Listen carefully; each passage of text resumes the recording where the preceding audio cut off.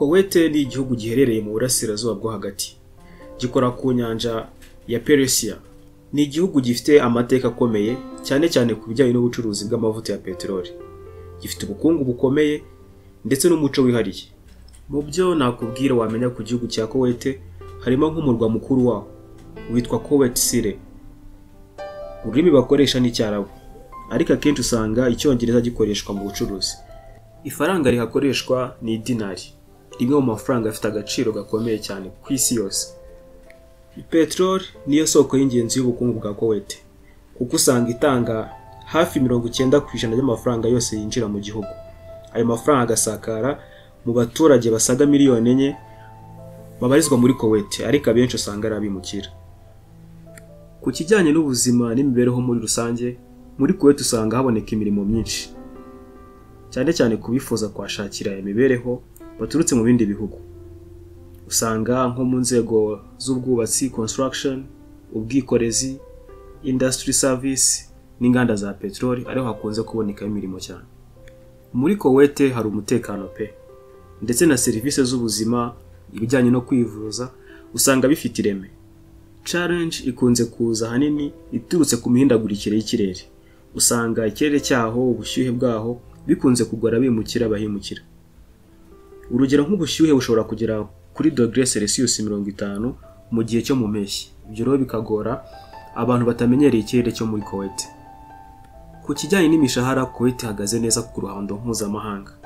Ikintu abakozi bahakundira nuko usanga ari free tax. Amafaranga yose ukoreye urayahembwa hatavuyeho imisoro nk'ibindi bihugu nka za Canada, Amerika no mu Burayi. Ku bantu bafite ubwene gihugu bw'u Rwanda mudukurikiye kano kanya, nuko u Rwanda na Kuwait bifitanye umubano mwiza, kandi hari uburyo bw'uko wabona visa y'akazi cyangwa se visa y'ubucuruzi uturutse mu Rwanda. Rero biba byiza iyo ubanje kumenya amakuru y'igihugu uri guteganya kujyamo mbere yuko utangira kwitegura kujyayo, kuko biragufasha cyane bikanakurinda kuba wahura n'ibihano bitari ngombwa iyo ubaye uzi amategeko n'amabwiriza y'igihugu ugiye kwerekezamo. Urugero nk'hano muri Kuwait kirazira gusiga imyanda ahantu aho ariho hose ubonye. Gukoresha ibiyobyabwenge cyangwa kuvuga nabi Islam bishobora guteza ibibazo bikomeye utabona ahantu bihungira. Muri iyi video ndi bukugezeho amahirwe akomeye areba abantu bashaka akazi muri Kuwait. Impamvu mba nkoze video nk'iyi ngiyi nuko nzi ko ari abantu badafite ubushobozi bwo kuba bagana ama agencies ngo abafashe bitewe n'ubushobozi bukeya. Niyo mpamvu misemo kuguhera amakuru yose muri iyi video kandi ndayaguhera ubona. Mu makuru ndi buguhe harimo n'amazina y'ibigo biri gutanga akazi muri Kuwait, kandi ibi bigo byose bitanga visa sponsorship. Ibi bivuze ko numara kubona akazi, kampani yaguhayarinze izakurikirana process yose from A to Z, kuva ku gusaba visa kugeza ku ruhushya rw'akazi ari rwo work permit. Hamwe n'igihe cyawe ndetse na computer yawe irimo internet bizakurinda gukora spending nyinshi, ndetse rimwe na rimwe be wanakwisanga mu ba scammers bakurya utwawe wari kubyikorera ku giti cyawe. Nyemerera nkubwire impamvu zigera kuri enye zishobora gutuma ushakira akazi muri Kuwait. Iya mbere nuko imishahara yabo nta misoro ibiriho. Ikindi, ubona ubushobozi bwo kuba wazana umuryango wawe mukabana. Opportunities nyinshi z'akazi. Ikindi, ubukungu bwo muri Kuwait burahamye. Iyo ukoreye muri Kuwait, umushahara wawe ubona wuzuye uko ukoreye akaba ari kuza hatavuyeho taxes nk'ibindi bihugu runaka ntari burondora amazi. Nanone iyo ubonye akazi hano muri Kuwait ushobora kuzana umuryango wawe. Niba wubatse ushobora kuzana umugore wawe cyangwa umugabo wawe n'abana. Kuwait ni igihugu cyiza washakira imibereho. Bitewe n'ubukungu bwa Kuwait buhamye, Kuwait bitumiza mu bihugu bya mbere ku isi bifite abashomeri bake cyane. Twihuse reka nkubwire ibigo 5 bikomeye byo muri Kuwait biri gutanga akazi kano kanya, cyane cyane ku banyamahanga. Wibuke ko ino myanya ihari imyinshi muri yo ku banyamahanga ifite visa sponsorship. Ikigo cya mbere twaheraho ni Bayan Petroleum Company.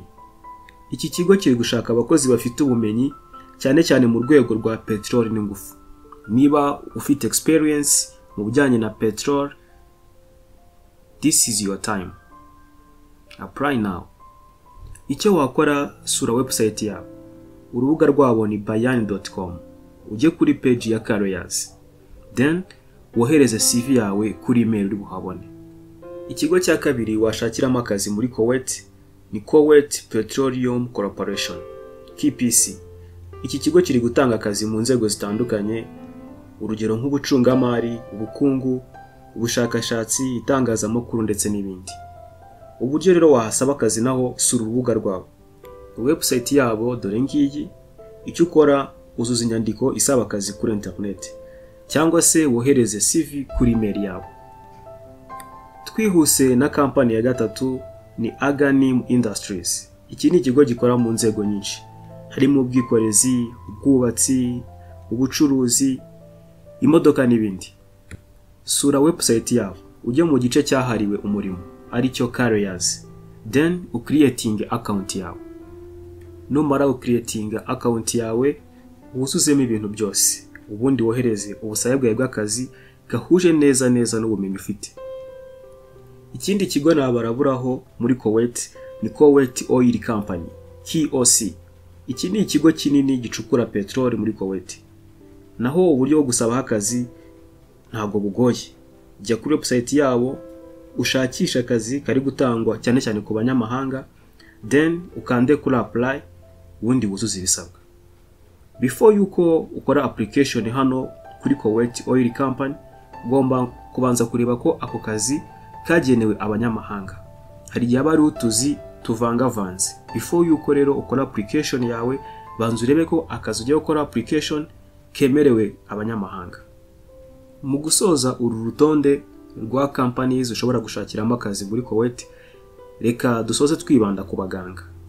Ushobora kubona akazi muri Minisiteri y'Ubuzima muri Kuwait. Sinzi niba uri kumva iki kintu kuri wowe ufite experience mu bijyanye n'ubuvuzi. Abaganga, abaforomo n'abandi bakora imirimo ijyanye n'ubuvuzi bafite amahirwe menshi cyane muri Kuwait. Naho ushobora kwasaba akazi unyuze ku rubuga rwa Minisiteri y'Ubuzima muri Kuwait. Icyo uhita ukora ugeze kuri website yabo no creating account. Wamara creating account, ukohereza ubusabe bwawe bw'akazi.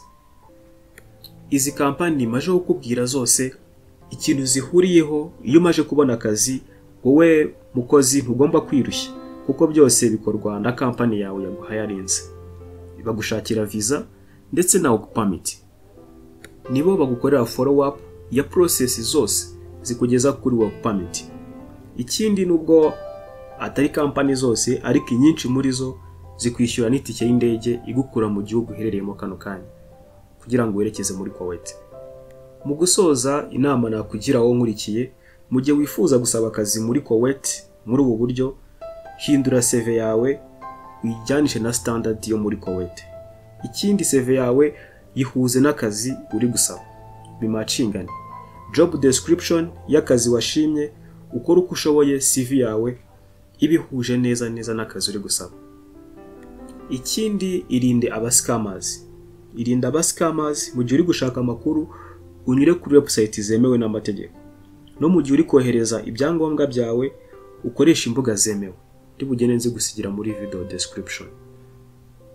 Ubu tuvugana zino opportunities ziracyahari, niyo mpamvu nagushishikariza gukora application yawe mu buryo bwihuse. Mujye muhora muri standby. Murabizi ko opportunity yose ibonetse tuyibahera hamwe, ntawe tuyihera mu gikari, tuyishyira hano kuri Storytel Rwanda, noneho mukageragereza amahirwe hamwe. Mbifurije amahirwe n'imigisha bituruka ku Mana. Imana ikomeze ibarinde. See you.